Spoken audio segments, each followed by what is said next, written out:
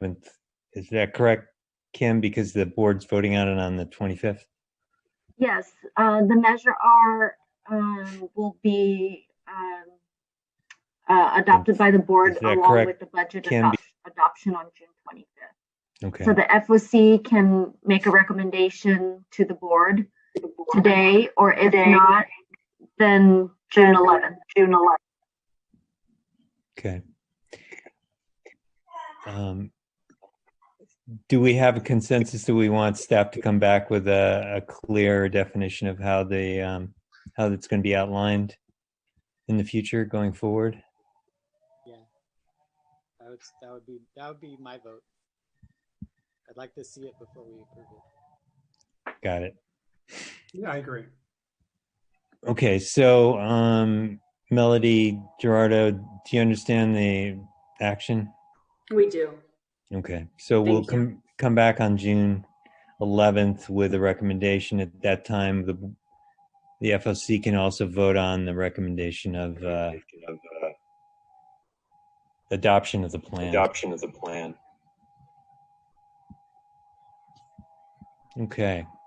Any other comments on this? Otherwise, we need to move on to the budget. Echo again. I know. Me too. We move on to the budget. Item C. Well, actually, Seth, item B is the public correspondence that had some elements of Measure R in it.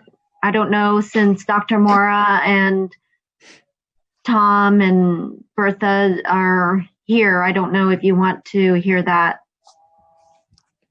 Is there a public comment on item C? There is public comment on item C, but item 5B is public correspondence that was directed to the FOC, and there were elements of Measure R in that correspondence.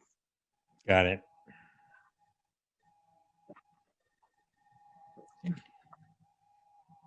So I know we don't, the form isn't ever responding, conversational with public comment verbally, but what's the format or appropriateness of I mean, it's on the agenda. We can talk about those questions, right? we can. Matthew, can you speak up? It's hard to hear you. Yeah. Do you have any comments on the public on the? No, I just if we're gonna talk about it, we should give, I think, staff a chance to sort of respond to the questions. I mean, I don't know that they need to go through item by item. I think a lot of them have already been addressed. Clear pieces, but if there's anything pressing that staff wanted to clarify, I think that could be helpful. Well, I'll put the question out to staff. Melody, Gerardo, Dr. Mora, anyone, if there's any clarification that you'd like to give? I have nothing further. Well, I just need to know how the FOC would like to respond to the public correspondence that have come through, or do you think that we've already addressed it in this meeting because the person that addressed the correspondence to the committee is at this meeting, or how you would like us to respond to that on behalf of the FOC? I think at this point, I feel like we've addressed most of the comments on the that were requested, unless other committee members think otherwise.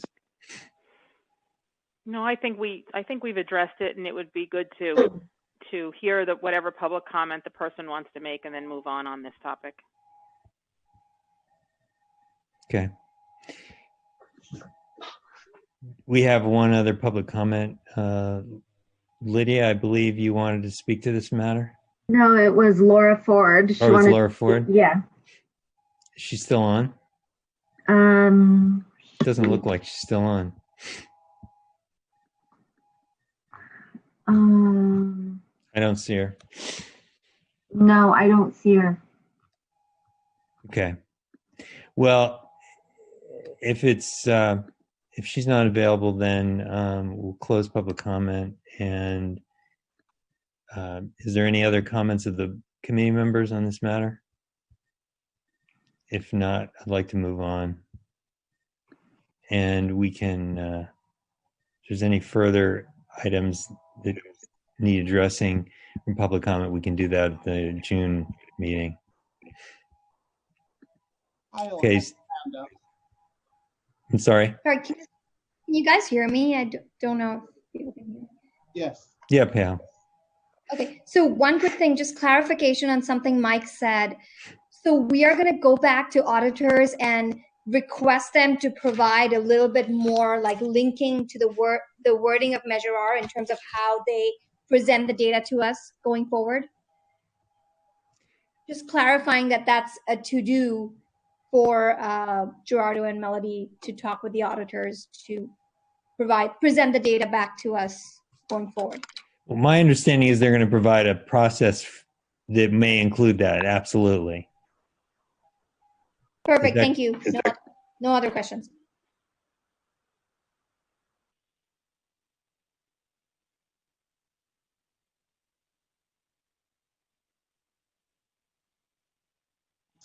Okay, thank you very much. No other questions from members. I think we can move on.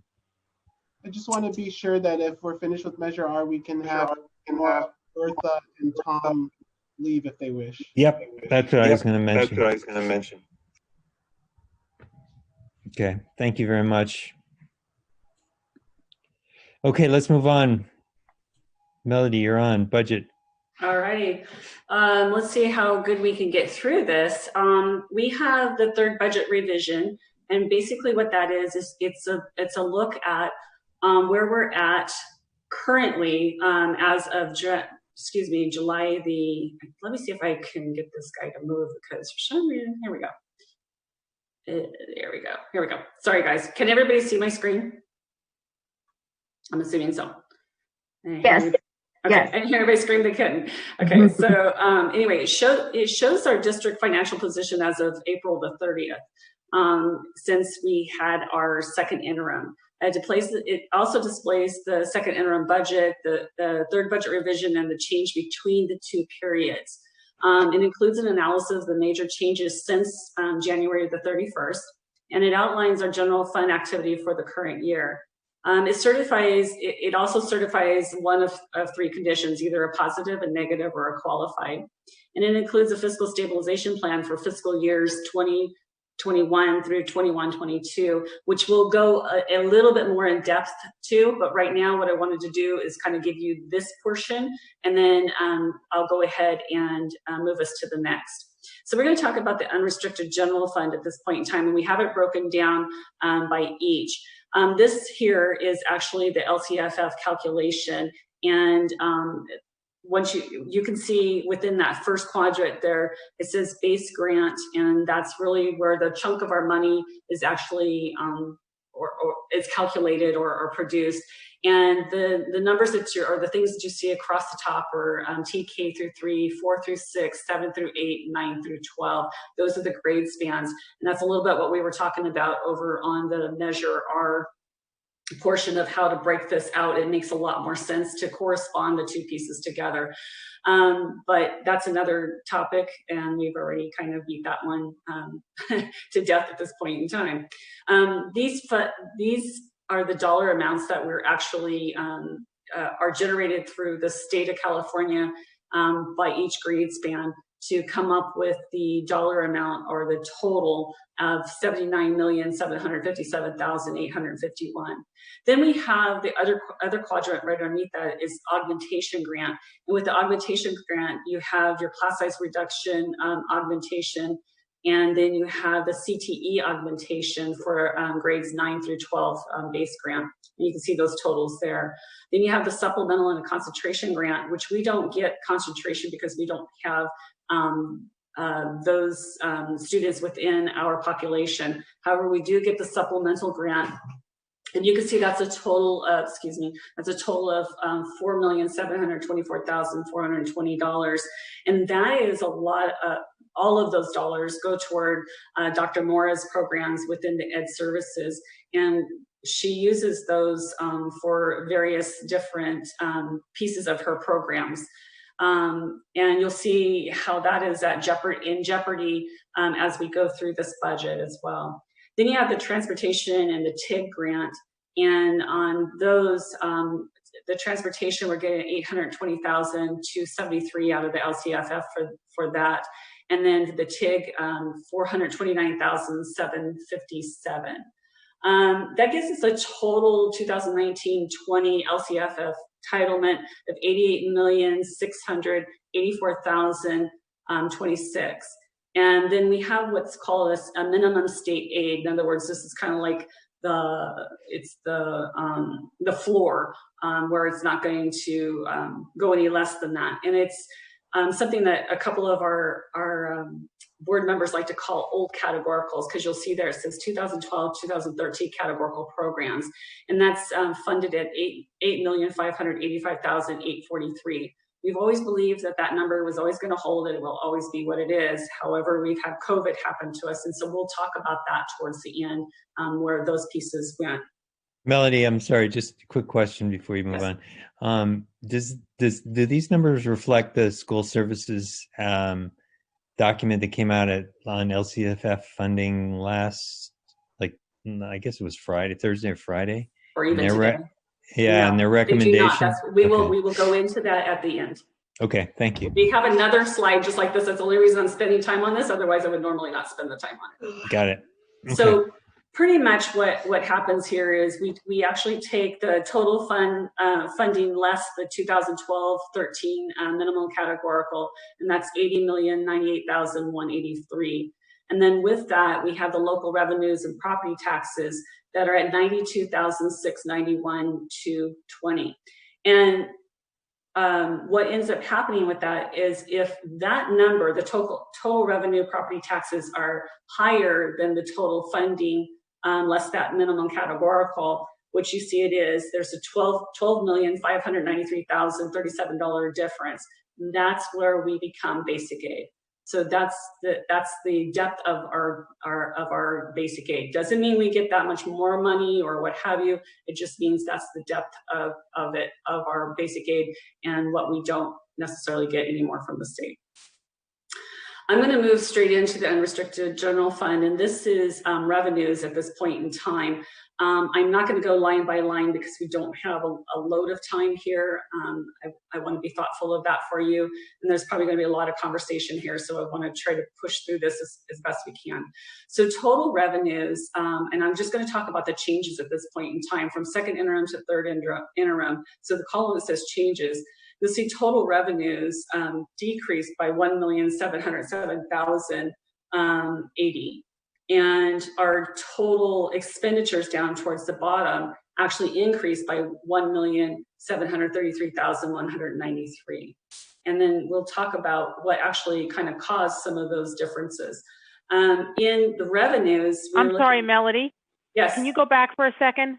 I sure can. You just said the total expenditures increased, but isn't there a decrease? Excuse me, they decreased. Debbie, you're absolutely right. I apologize. Okay, I just want to make sure I'm reading it right. Thank you. It's a decrease. I apologize. So the net number is actually positive. Okay, thank you. Yes, I apologize. You're right. I apologize. Like I said, my tongue gets in front of me some days. So here's explanations. Revenues for LCFF were higher, had a higher projection of $2,026,960 due to RDA funds coming in at a higher amount than what we had been anticipating.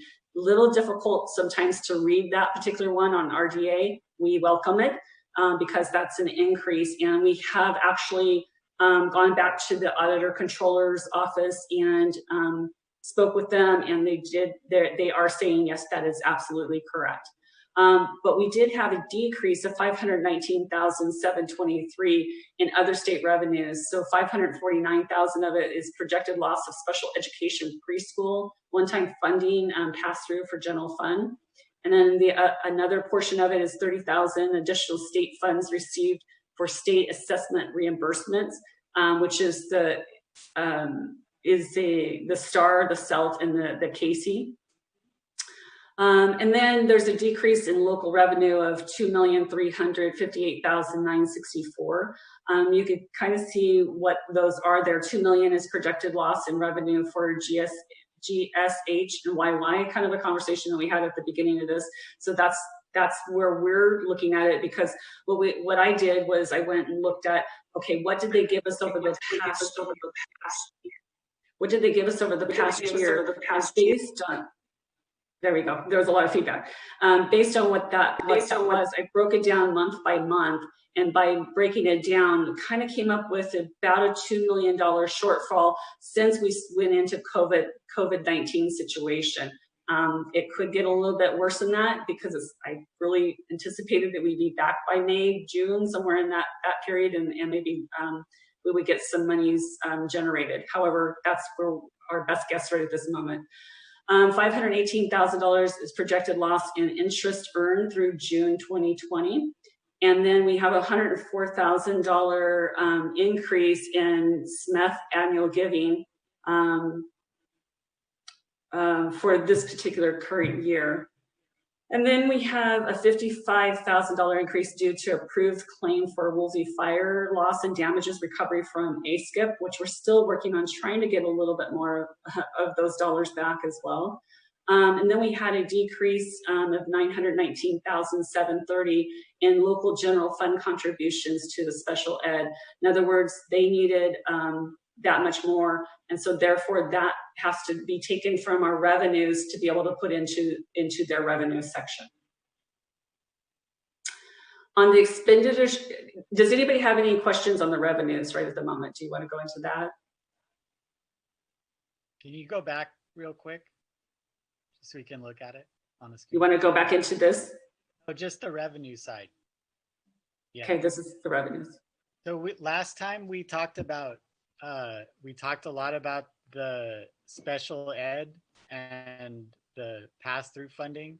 So and how it played into, you know, with the showing up as a negative revenue. So the 919 here, and I know the math doesn't work perfectly, but the 919 kind of sort of influences the 519, right? Or maybe the other way around, but those two are related. So yes and no. They're both for special education because the majority of the 519, the 549 is for the one-time funding that they got for preschool. So we've actually already received our full apportionment of that 549 for one-time preschool. But in conversations with our SELPA, they're saying that the governor, part of his clawback for COVID is all of the one-time funds. So our SELPA is advising us to be a little more cautious and probably take that out of our budget until we close our books. So we're taking the advice of our SELPA to do that. So that's the state revenue. The 919 is their increase to their local general fund contribution. But yeah, you'll see that number on the restricted fund when Melody gets there. So yes, they're related, but they're not the same. I'm not sure I answered your question. They're related operationally, but maybe not budgetarily. Correct. Okay, thanks. It looks like Payal has a question. I was just gonna say, so Melody is gonna get into the details of the almost $1 million additional contribution to special ed. We don't outline. 919. We don't outline it exactly. Okay, can you maybe just share some color around that then? Sure. Maybe we could come back to that, because I'm afraid that we're going to have a shortness of time. But we can come back to that for you, if that's okay. All right. Absolutely. Thank you. Okay, let's see, where am I at here? These are revenues. So on the revenue side, let me see. Am I going the wrong way? I am going the wrong way. Sorry, guys. I'm a little challenged here. Okay, now we're going to head into expenditures really quick. I probably should have had somebody flip this for me. Oh, I apologize. Okay, I was looking for my grid and I see it here now. Okay, so on expenditure side, we had a decrease in certificated hourly, overtime, substitute salaries, and all of those pieces. The substitutes that we normally have within there. It happened in classified, it happened certificated. This is all due to COVID. It works on our benefits as well as all the other pieces. But as you can see, decrease in certificated salaries of 774,171. 537,022 for classified, a 496,556 decrease in statutory benefits. That kind of goes along with those salaries and pieces. We did have an increase, however, 157,809 in books and supplies that support distance learning. And then, which is kind of understandable, once again, kind of a COVID situation. A $90,750 decrease in services and operating costs, which are the legal costs, independent contractors, conference and travel. They're all kind of detailed out there for you. I don't think I'm going to go through every single one of those. You could pretty much read that for yourself. And then $7,498 increase in indirect charges to categorical funds. Whoops, excuse me. It doesn't operate the same as a PowerPoint. You've moved that to next year? Pardon me? On the expenditure side, it looks like you've moved the pupil fees lawsuit money from correct next year. Correct. Good catch on that one. I probably should have actually mentioned that one. Yeah, we moved it to next year because we don't think between now and June 30th we're going to actually pay any of those dollars out. So it was kind of silly to leave it sitting into this year. So we moved it into next year. Good question. So now for the general fund side of everything, excuse me, on the restricted side of the general fund. We had a total revenue increase of $660,791, and then we had total expenditures increase of $485,549, giving us a fund balance difference of $175,242.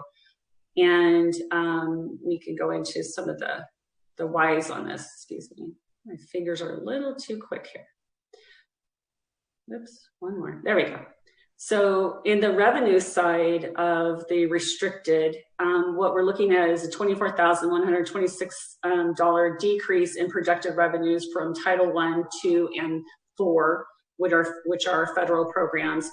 We have a $234,813 decrease in projected revenue from the PTA Boosters Club and gifts, all due basically to that COVID situation. Then here's where you see that $919,730 actually brought into the special ed revenues, being that is a restricted fund. And then on the expenditure side, we have $98,671 in additional adjustments needed for certificated salaries due to negotiated salary schedule increases from the second interim. And then we had a decrease of $182,585 in classified hourly overtime and substitute salaries. Once again, COVID. $649,047 decrease in statutory benefits, and then $17,851 decrease in books and supplies. And then we had an increase of $1,216,230 in services and other operating, which again is the legal, the independent contractors, and the travel and conference. Pardon me? Sorry. So I misunderstood Pyle's question earlier. She was wanting to know the cause of the 919 increase, and it is, as you can see, the 1.2 that's outlined there. I wasn't quite catching what she was saying, but the main cause of the increase is the NPS and NPA contracts, legal, and all that. So she was asking if it's delineated anywhere, and it is there. It is. Sorry. We apologize because we worked till late, even yesterday evening, getting this thing together. So it's a lot of data to try to pull together for folks. It's pretty obvious when you look at this page what exactly what the need for that movement was. Yeah, you can see there. So then $25,000 increase in equipment for a riding lawnmower, because those things are really, really important in life. We got to have our lawns mowed. $4,869 decrease in the indirect costs once again. So this one, I'm not going to go into great detail. I've had this conversation before. We've presented this many, many times, but basically it is about the ending fund balances, assigned and unassigned. And really what I really kind of want to point out here is that our current reserve is at 8.66%. The state average, we were doing a webinar this morning with School Service of California, and they mentioned once again this morning that the statewide average is at 17%. So we're falling far, far below that. The other thing that I want to kind of bring everybody's attention to is actually, I don't know whether or not you can see it if I move my cursor around here, but one of the things is we have had a practice and we want to continue to have this practice. However, it's fallen so far behind because of all of the shortfalls that we've been seeing, is we do have a practice of having a reserve up to 2 months of the general fund expenditures. And right now it's at $2.3 million, and it really should be about $26.8 million. So I just wanted to point that out. Now let's get into other funds really quick.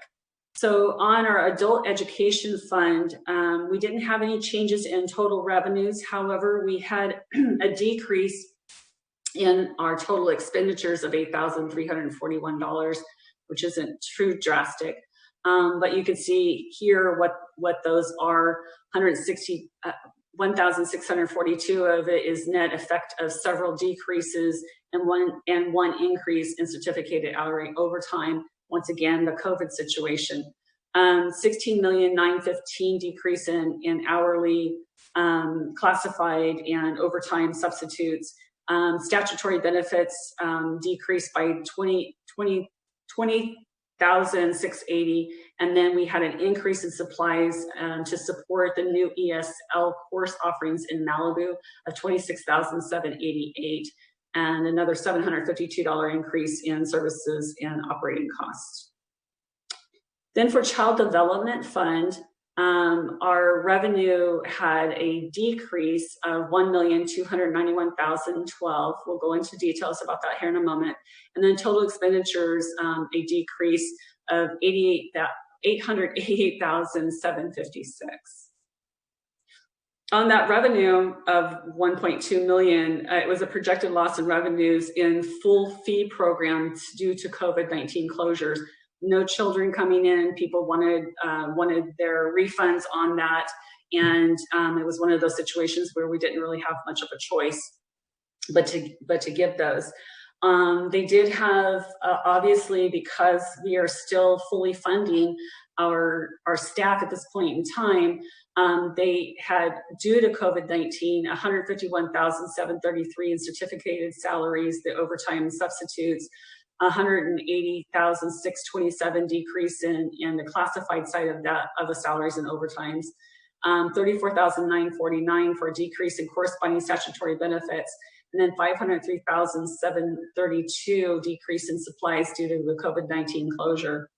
Then there was a decrease of $19,915 in services and other operating costs due to the COVID, and then another increase of $2,200 increase in capital outlay for 6 copiers at Washington West Preschool. Then on the cafeteria special fund, and these are all fee-based, basically, types of programs, but the revenues there decreased by $387,457.